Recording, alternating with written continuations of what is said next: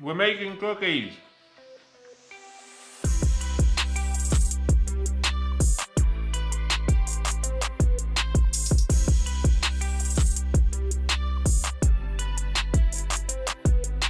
Well, I think we can all agree that was one of my better intros. So for this Toblerone cookie, you are going to need 250 grams of bread flour, 170 grams of unsalted butter, 220 grams of light brown sugar, 100 grams of caster sugar, 15 grams of vanilla extract, 2 eggs, 5 grams of salt, and you can mix 1 gram of baking powder in with that as well. And then of course you're going to need a huge bar of Toblerone. I've got a 360 gram one here and it is perfect size for this recipe. Now I have made a video on chocolate chip cookies a few years ago, and since then I've made a few improvements with inspiration from a couple of different sources. The first improvement being, instead of using regular old butter in the cookie dough, I'm going to brown the butter instead. This gives the cookies a real rich, deep, nutty flavour. Now I've tried to use brown butter in cookies before without much success, but what I never considered was that the water loss from browning the butter was affecting the final cookie dough. They would end up sort of greasy and oily. So actually, after watching a tasty video, I realised I needed to top up the brown butter with cold water to get it back to its original weight. This fixed the greasy cookie dough problem and made an infinitely better cookie. The second improvement was the beating together of the butter and the sugar. Now, it's never done for long enough in my opinion. After reading Christina Tosi's Milk Bar, she mentions creaming her butter and sugar for at least 10 minutes, and once I tried it, I never went back. It gives the cookies a much chewier, fudge-like consistency. You could probably get away with creaming them together for a little less time, but is it really worth compromising your cookies just to save yourself a couple of minutes? I don't think so.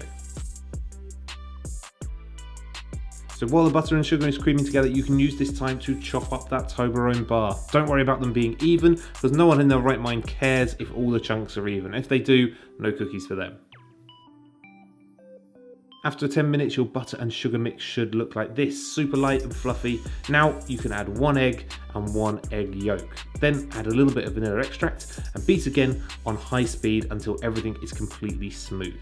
Once all of that's been mixed together, then you can add your flour, baking powder and your salt and mix again on a medium speed until the flour is just incorporated. You don't want to work the gluten too much at this stage or you'll just end up with a tough cookie, so don't go crazy with the mixing. Finally, add that chopped Toblerone and give it one last final mix to distribute that chocolate throughout the cookie dough nice and evenly. Now, often at this stage, a lot of recipes call for the cookie dough to be chilled for at least an hour, but I always find this makes the dough harder to portion, and also I'm not patient enough to wait an extra hour for my cookies, so I just start using the dough straight away, but if you want to chill the cookie dough first, then go right ahead. I'm going to use one of these super handy ice cream scoops to portion our cookie dough evenly. I think I've only ever used this for cookies and never for ice cream. Anyway, make sure to scoop them out onto greased baking sheets or parchment paper or a silicone mat like I'm using here. And remember to leave plenty of space between the cookies because they will spread out as they cook. Once you've scooped all your cookies, they go into the oven at 160 for about 12 minutes if you like them chewy, or 15 to 18 minutes if you like them crispy. But I like them chewy all the way, so it's 12 minutes for me every time.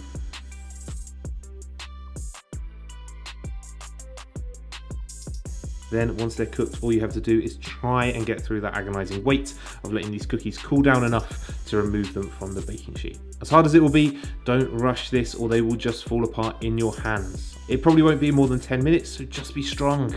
Be strong. And that's it, my new and improved Toblerone cookie. I mean, you could replace the Toblerone with regular chocolate chips if you wanted to, but really, why would you want to settle for regular?